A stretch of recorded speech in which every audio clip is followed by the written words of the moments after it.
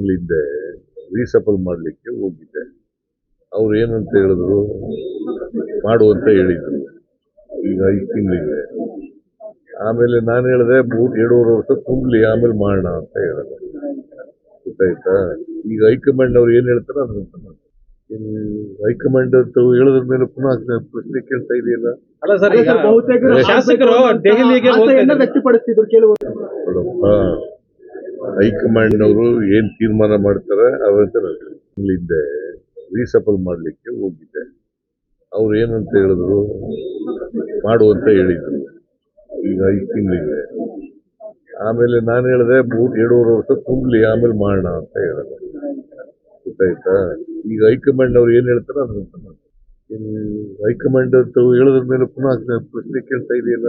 ಅಲ್ಲ ಸರ್, ಈಗ ಶಾಸಕರು ದೆಹಲಿಗೆ ವ್ಯಕ್ತಪಡಿಸ್ತಿದ್ರು ನೋಡಪ್ಪ, ಹೈಕಮಾಂಡ್ ಅವರು ಏನ್ ತೀರ್ಮಾನ ಮಾಡ್ತಾರೆ ಅದಂತ